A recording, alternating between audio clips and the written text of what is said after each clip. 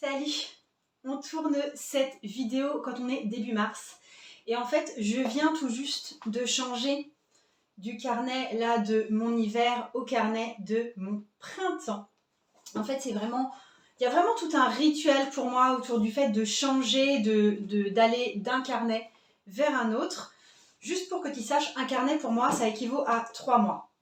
Je le mets plus ou moins en mode saison. Donc, j'ai fini le carnet décembre, janvier, février. Et celui-là s'appelle carnet mars, avril, mai 2022. Donc, ce sera mon carnet pour le printemps. Et du coup, pourquoi je te fais cette vidéo? Déjà parce qu'il y a des updates de mes carnets qui me sont demandés de temps en temps. Et puis, j'avais envie de te montrer peut-être plus précisément ce qu'il y avait dedans. Comment est-ce que je fixais aussi des objectifs pour mon trimestre?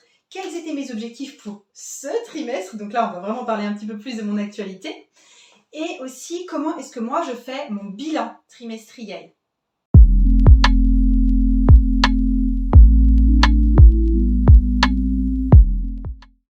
Déjà, la première chose à savoir, c'est que les carnets que j'emploie d'ordinaire sont des carnets Le Sturm. Alors, il y a celui-ci que je viens de commencer. Mais tu vois, derrière moi, hop, je me penche dans ma bibliothèque. Ça, c'était les 3 mois d'avant, par exemple. Hop, et attends, mon premier Le Sturm date de... Mon premier Le Sturm date de novembre 2017. Attends, je te le montre.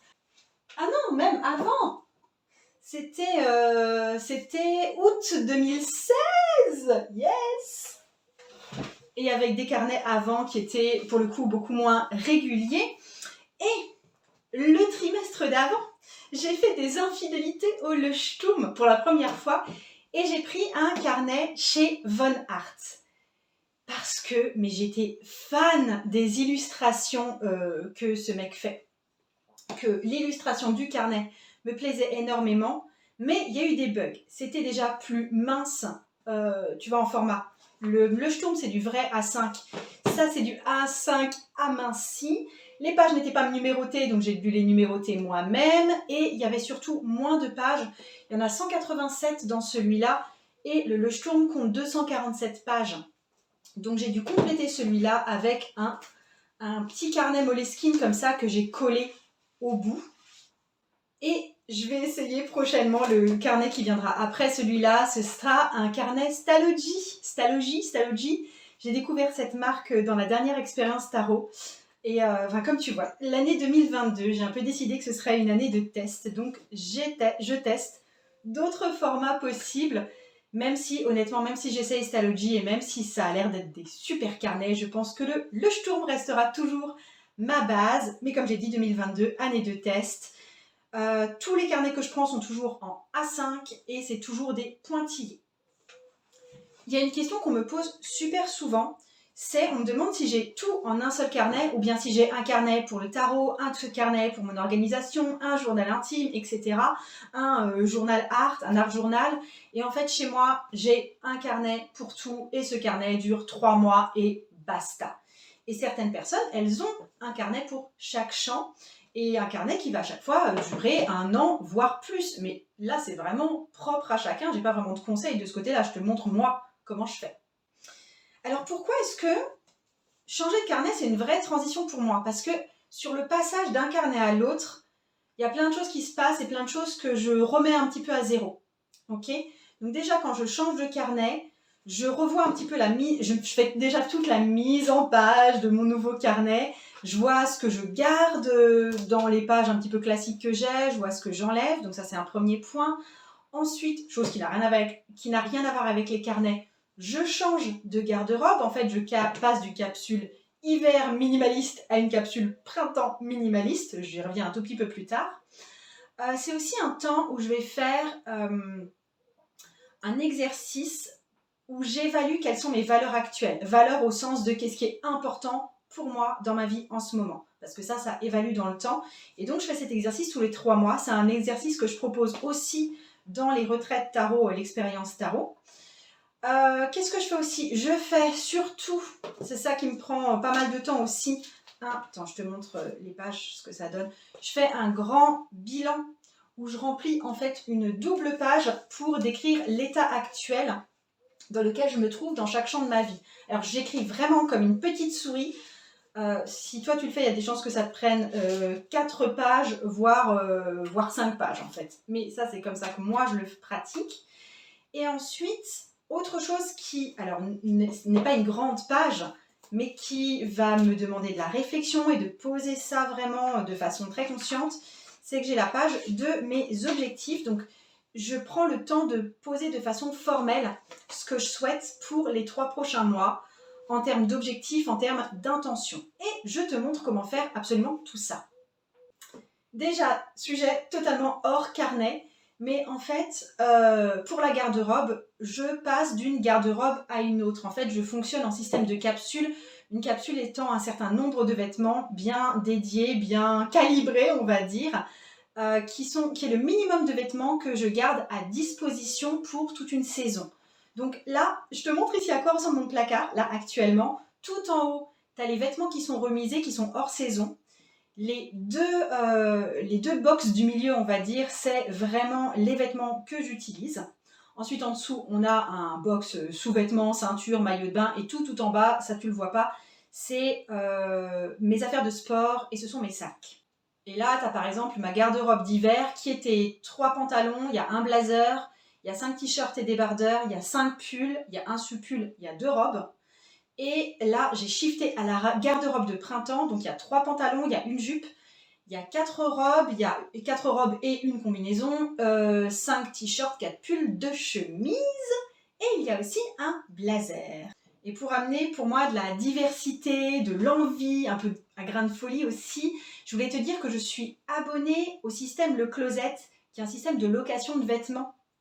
Parce que ça apporte de la variété dans ma garde-robe, en plus, tu vois, du basique que j'ai. Ça m'apporte d'autres idées, ça me permet de tester des choses que j'ai jamais testées, puis c'est juste fun. Et ça me permet de ne pas acheter, ça me permet de ne pas surconsommer surtout. Et quand il y a une pièce particulière qui me plaît, je la garde et je la garde en conscience parce que je l'ai portée, parce que je sais avec quoi elle va, du coup, enfin voilà. Et si tu es intéressé, je te mets mon code de marrainage en dessous, mais je tiens à préciser que cette vidéo n'est pas sponsorisée ni par le Closet, ni par le Sturm. Ah, d'ailleurs, si un jour le Sturm veut me sponsoriser, ouais, là pour le coup, je suis super partante, mais voilà. Mais pourquoi est-ce que c'est important pour moi de faire ce changement aussi de garde-robe au moment où je change de carnet et où je change de saison? C'est que pour moi, ça provoque aussi un changement énergétique vraiment physique. Je le manifeste en passant d'une garde-robe à une autre. Mon bilan trimestriel, je le fais selon les maisons astrologiques en fin de compte. Je vais te donner ça parce que ça va peut-être t'aider à faire la même chose pour toi. Ça me permet vraiment d'avoir un bon coup d'œil de là où j'en suis en ce moment. D'ailleurs, la page s'appelle réellement « Là où j'en suis ». Et en général, quand je le fais, j'ai sous les yeux le là où j'en suis des 3 mois précédents. Ça me permet aussi de mesurer comme ça mon évolution. Et des fois, quand je suis vraiment inspirée, je prends des trucs d'il y a 1 an en avant, voire de beaucoup plus, tu vois. Et ça me permet vraiment de voir ce qui a pu vraiment changer, de voir ce qui est aussi resté relativement pareil. Si tu veux faire la même chose, voilà les maisons astrologiques sur lesquelles je travaille. Maison 1, elle ne me prend pas un gros paragraphe, mais par contre, ça me demande peut-être plus de réflexion, parce que je trouve que la question est difficile, c'est en gros comment je me définis actuellement. Quelles émotions me traversent actuellement, sur une grosse période, hein, pas juste là aujourd'hui, mais en général comment je me sens, et en général comment je me définis, qui je suis actuellement. Tu vois, c'est comme une présentation. Ensuite, pour la maison 2, paragraphe de la maison 2, c'est tout ce qui concerne... Alors, je suis entrepreneur, donc c'est là que j'ai marqué mon chiffre d'affaires des 3 mois précédents. Je vais dire aussi où est-ce que j'en suis au niveau de mes possessions. Tu vois, là, un de mes objectifs en ce moment, c'est d'acquérir un bien qu'on va mettre en locatif. Donc, ça aussi, j'ai marqué où est-ce que j'en suis dans ce parcours d'acquisition. Si tu achètes aussi ta maison, c'est possible aussi que tu le mettes là. Enfin, c'est vraiment un check-up financier. Maison 3, c'est la maison de l'intellect. Et du coup, je dis ce que j'étudie ou ce que je viens d'étudier dernièrement. Je marque aussi si par exemple je prends du coaching en ce moment et avec qui, enfin qui sont mes mentors du moment. Voilà, en gros, je marque aussi s'il y a des lectures très percutantes pour moi ces temps-ci qui me marquent et que j'approfondis. Bref, c'est tout ce qui est le développement du champ intellectuel pour moi. La maison 4, je vais traiter vraiment de ce qui se passe dans mon foyer. Donc, je vais parler de mes enfants, de où en sont mes enfants, de comment ça se passe à la maison, de comment ça peut se passer aussi avec mes chiens, de comment ça peut se passer aussi au niveau de ma famille plus large. Si par exemple il y a des trucs avec ma mère, il y a des trucs avec mon père, je le mets aussi à cet endroit-là. Maison 5, je vais plus parler de rayonnement. Mais je pense que je le traite comme ça aussi parce que j'ai ce côté entrepreneurial et que du coup, tu vois, j'évalue où est-ce que j'en suis au niveau de mes réseaux sociaux. Je vois où est-ce que j'en suis au sujet des personnes que j'ai pu connecter au niveau du réseau, tu vois, et au niveau des personnes qui m'ont contacté. Ce que je vais faire pour éventuellement étendre ma notoriété. Enfin voilà, c'est un petit peu ça le champ pour la maison 5. Pour la maison 6, c'est un check-up santé, sport, routine. En gros, ce que je fais pour moi et pour aller bien moi et pour que, en gros, ma maison soit à peu près sur des rails qui marchent. Maison 7, c'est mon couple. Je dis comment ça va et s'il y a une actualité particulière au niveau de mon conjoint, c'est aussi à cet endroit-là que je le détaille. La maison 8, c'est les crises que je traverse ou que j'ai traversées. Donc je décris en fait ce qui n'a pas marché ou ce qui m'a mis en burn-out ou ce qui m'a mis en état de crise ou tu vois ce qui est passé, ce qui n'est pas passé, etc. C'est là où je dis ce qui a fait vraiment grincer des dents. Et en général, il y a toujours quelque chose à raconter sur une période de 3 mois. Sur la maison 9, je parle des voyages ou des petits séjours ou des séjours que je fais même dans ma famille qui sont envisagés ou qui viennent de passer. Maison 10, je parle de mon boulot, de mes projets boulot, de ce que je mets en place au niveau du boulot. Maison 11, je parle de comment ça va au niveau de mes amitiés. Et je parle aussi, des fois, étant donné que la maison 11, c'est un peu la maison, tu vois, de la place publique, je parle aussi des événements mondiaux ou locaux d'ailleurs, mais hors moi, qui vont m'impacter ou qui me font réfléchir ou qui, tu vois, qui me remettent en question. Donc c'est le cercle, tu vois. C'est en gros ce qui n'est pas moi. Et enfin, dans la maison 12, qui est la maison de la spiritualité, je parle de mes pratiques spirituelles. Je vais parler éventuellement des tarots avec lesquels j'ai beaucoup cheminé, ou les tarots que j'ai achetés d'ailleurs. Voilà, de quelle orientation a pris ma spiritualité ces temps-ci. Donc ça, c'est tout mon bilan, page là où j'en suis, et je le fais selon les maisons astro. Ensuite, les objectifs sur les 3 mois. Tadam! Donc, je vais te donner mes objectifs, figure-toi. Donc, si tu veux faire la même chose, fixe-toi des objectifs de façon réduite. Je veux dire, moi, je m'en fixe 3, des fois 4, mais c'est extrêmement rare. Mais sinon, je me maintiens à 3 objectifs prioritaires. Que après, je peux décortiquer, bien sûr, en sous-objectifs. Donc, tout d'abord, je me fixe un objectif en termes de chiffre d'affaires, étant donné que je suis dans une entreprise. Ma façon de chiffrer mon objectif de chiffre d'affaires, c'est tout simplement toujours plus 20% que le trimestre précédent. Parce que, en fait, moi, mon but, c'est pas d'arriver à un tel chiffre d'affaires et après, ce sera le nirvana. Je vois pas trop les choses comme ça. Ce qui me fait kiffer, moi, c'est plus la progression. Ce que j'aime, c'est me voir évoluer. C'est vraiment ça qui me prend et du coup, c'est comme ça que je le pratique aussi. Donc, je ne vais pas te donner précisément mon chiffre d'affaires, je te dis juste que c'est plus 20% que le trimestre précédent. Et ensuite, j'ai détaillé en dessous les actions dans les grandes lignes que je voulais poser pour atteindre justement ce chiffre d'affaires. Donc, ça passe bien sûr, là tu dois le savoir, par les inscriptions au club privé, le rendez-vous tarologique. J'ai un objectif d'avoir 300 personnes sur cette plateforme du rendez-vous tarologique. Ça passe aussi, là, pour ce trimestre-ci, ça va passer par l'expérience tarot qui va avoir lieu en mai. Bon, il va y avoir d'autres actions, mais ça va être plus finement vu au fur et à mesure du temps. Donc, premier objectif, chiffre d'affaires. Deuxième objectif, c'est l'écriture d'un livre parce que je suis en projet avec une maison d'édition. Et tout ça, c'est à rendre le 15 mai. Enfin, tout le manuscrit est à rendre le 15 mai, donc c'est déjà en cours, mais disons que ça va me prendre une partie de mon énergie et je suis très très heureuse de cet objectif aussi. Et troisième objectif, j'en ai un petit peu parlé en introduction, je suis en train de fonder une SCI avec mon mari pour faire de l'investissement sur de l'immobilier locatif, donc pour moi et mon mari. Donc voilà, ça fait vraiment aussi partie du paysage qui va être planté pour moi durant là, les 3 mois qui s'annoncent, qui sont déjà en cours d'ailleurs. Alors les objectifs chez moi sont toujours notés sous une forme hyper concrète, c'est-à-dire tu peux identifier si c'est fait ou si c'est pas fait. Tu vois, c'est pas par exemple, j'ai pas un objectif du type manger sainement. Parce que manger sainement, c'est fait ou c'est pas fait. J'ai mangé un jour que des fruits, est-ce que du coup ça compte pour tout le mois? Je sais pas. Tu vois? Donc là, par contre, est-ce que j'ai rendu le manuscrit pour le bouquin le 15 mai? Je peux dire si c'est fait ou pas fait. Si j'ai atteint le chiffre d'affaires, je peux dire si c'est fait ou pas fait, etc. Donc ça peut être très très précisément évalué, c'est oui ou c'est non, quoi. Mais en dessous de chaque objectif, il y a à chaque fois une intention ou on pourrait appeler ça une vibration aussi, qui est l'intention vraiment sous-jacente qui va faire vibrer cet objectif-là. L'objectif est toujours hyper concret, hyper pragmatique, hyper oui, c'est fait ou c'est pas fait. Mais l'intention, elle, est plus de l'ordre de la vibration et de l'impalpable.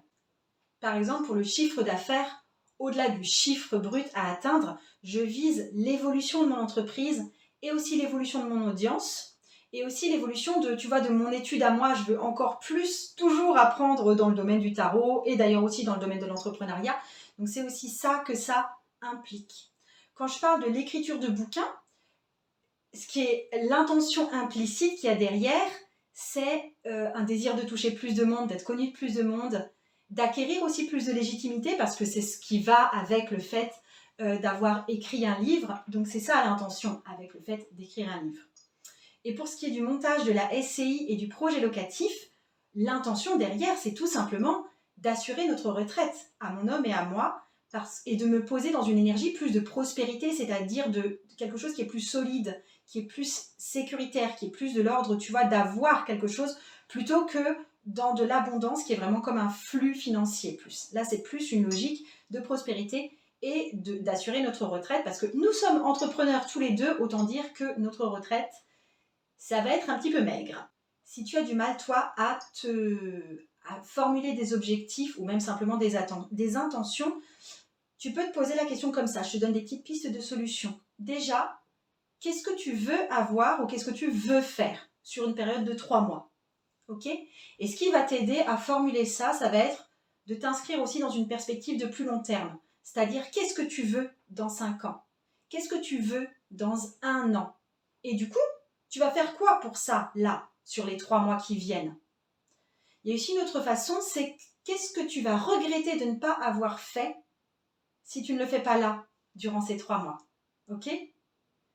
Alors, et je le demande sur qu'est-ce que tu veux avoir, qu'est-ce que tu veux faire, parce que ce que tu veux avoir ou ce que tu veux faire, c'est forcément quelque chose d'assez précis. Ensuite, ça va te permettre de définir mieux ce que tu veux être, ce que tu veux ressentir, ce que tu veux devenir, qui du coup est plus une question d'intention ou d'énergie. Ou alors tu peux carrément faire le processus inverse, c'est-à-dire, voilà, moi je veux me sentir comme ça, je veux devenir comme ça, ou je te pose la question, comment est-ce que toi tu veux te sentir? Comment est-ce que tu veux devenir? Et du coup, tu dois faire quoi pour ça? Ou tu dois posséder quoi pour ça? Donc ça pose vraiment ici la question un peu de la vibration intérieure sur laquelle tu vas aller t'aligner, tu vois. Et je te propose d'ailleurs à ce sujet d'assister à une deuxième méditation tarologique publique, jeudi. C'est la deuxième fois que je fais ça. C'est un événement qui est gratuit et ça va pas être la même méditation tarologique que celle du mois dernier si tu étais là. C'est sur inscription, je l'ai dit, c'est gratuit. Et c'est une méditation qui va vraiment t'amener à activer une vibration plus haute chez toi, en accord avec ce que tu as déjà, en accord avec ce que tu es déjà, en accord avec ce que tu veux accomplir ou ce que tu veux avoir. Donc ça va être une expérience tarologique, une méditation à la fois méditative, avec les cartes et en groupe. Donc, tu t'inscris en dessous, tu amènes ton tarot, tu amènes de quoi écrire, et après tu te laisses porter, c'est moi le capitaine, je t'ai mis le lien en dessous. Et ensuite, on revient un petit peu plus au carnet, au format carnet, ce que j'ai mis dans mon carnet de printemps. Alors il y a certaines pages qui ne vont pas forcément s'appliquer à tout le monde parce qu'elles sont vraiment très très très tournées sur le métier d'entrepreneur. J'ai une page, alors il y a mon sommaire bien sûr, il y a une page d'objectifs, il y a ma page de point bilan, là où j'en suis, ça j'en ai déjà parlé. Il y a une page lecture, c'est tout vierge. une page série et film qui commence à se remplir. La page lecture est toute vierge parce que les lectures sont en cours, tout simplement. Je fais aussi un point communauté parce que je veux savoir quelle est ma progression aussi sur les réseaux sociaux en général. J'ai toute une page que je ne te montre pas sur laquelle je fais mon CA mois par mois. Comme ça me permet d'avoir une visibilité sur les chiffres d'affaires des trimestres précédents et même de l'année précédente pour voir moi comment j'évolue là-dedans. Je traque mon sport au quotidien. Attends, je ne vais pas te le montrer là-dedans. Je vais te montrer ce que ça donne pour un track sport fini là sur un mois. Je le montre dans le carnet d'avant. Hop, ça c'est mon mois de février. Oups, donc tu as ici la durée à chaque fois des séances que je me fais, quasi au quotidien. Il y a une page du coup sur mes valeurs actuelles. Et ensuite, j'ai une double page pour chaque semaine. La double page pour chaque semaine, en fait, ici je marque les objectifs pour la semaine et ce qu'il y a à faire dans la semaine. Ici, tu vois que c'est encore vierge. Mais à la fin de la semaine, je marque un petit bilan de la semaine, de ce qui a été accompli, de comment je me suis sentie et tout. Et ensuite, en haut, tu as une case par jour que je remplis au début de la journée suivante, qui est un petit résumé de ce qui s'est passé la veille. Il y a aussi, en général, j'ai des pages, quand je vends quelque chose en termes d'entrepreneur, j'ai une page où je vais inscrire mes résultats. Je peux trouver tous ces résultats en ligne, mais moi, marquer au fur et à mesure mes résultats sur une page dédiée dans mon journal, ça m'aide aussi à ancrer l'intention, ça m'aide à voir le suivi, ça m'aide à faire aussi une petite prière d'intention à chaque fois qu'une nouvelle personne s'inscrit. Donc là, je l'ai fait pour ces 3 mois sur le rendez-vous tarologique, mais il y aura peut-être d'autres projets en cours de route aussi. Je fais une page ici des choses que j'ai peut-être besoin de libérer pour moi, des choses avec lesquelles je ne me sens pas complètement alignée, des choses que je vais travailler durant un mois. En fait, c'est selon le processus de libération énergétique que je t'apprends là pour le coup dans la retraite, l'expérience tarot. Et chaque mois, alors là c'est pas encore le cas dans ça, mais chaque mois je fais une page de bilan du mois. Hop, là tu as mon bilan de décembre par exemple, ça me prend ça comme espace. À la fin du truc, attends, je vais te montrer dans l'autre carnet, mais je vais vraiment, j'ai pas très envie, c'est des pages un peu plus perso. Ici, je te montre juste ça de loin. Ce sont des grands tableaux, il y a un tableau par cycle menstruel. Je traque mes cycles menstruels. En même temps là-dessus, alors je marque où est-ce que j'en suis dans mes cycles. C'est découpé en fait en 4 semaines, donc je sais si je suis en phase plutôt règles, plutôt enfin avant l'ovulation, juste avant les règles, etc. Donc je sais où est-ce que j'en suis dans mon cycle menstruel. Je note là-dessus les cycles lunaires, je marque, j'ai un petit track de mon humeur, j'ai un track du poids, même si je prends de loin pas tous les jours. J'ai aussi un petit track des petites douleurs que je peux ressentir de façon récurrente. Et là aussi, je traque les journées où j'ai fait du sport, les journées où j'ai fait du développement personnel en termes d'écriture surtout, ou de libération énergétique, et le tracking des lavages de cheveux, parce que c'est important quand même. Et sinon, ce que ça donne au quotidien, c'est que je vais remplir mon carnet avec, là, comme tu vois, des tirages de tarot, des réflexions personnelles. Je vais pouvoir noter des rêves et analyser parfois mes rêves. Je vais faire des libérations énergétiques, ça ressemble à quoi? Non, ça c'est une page où j'ai fait des libérations énergétiques. Parfois, il y a d'autres choses beaucoup plus organisationnelles du type écrire un plan d'action pour tel projet précis. Ou des fois, il y a des pages beaucoup plus fouillis du type tout ce qui m'embête à un moment précis, donc des pages qui vont vraiment servir de défouloir. Je vais te montrer. Je vais coller là-dedans des petits autocollants, des petites, là ça vient pas, il n'y en a toujours pas. Là, du coup, il y en a où j'ai collé une fleur, je colle des petites cartes de visite de là où je suis allée manger, je peux coller des sachets de thé, enfin voilà. Mes bons, mes trucs comme ça. Dès que j'ai vécu un truc qui me procure une espèce de bon, ça c'était un cadeau que j'ai reçu, je colle tout là-dedans parce que ça me permet de garder aussi une trace de ce que j'ai pu vivre. Et je dois aussi dire que tout ça, ça tient en 3 mois parce que j'écris mais vraiment comme une schtroumpfette quoi. J'écris vraiment très très très petit.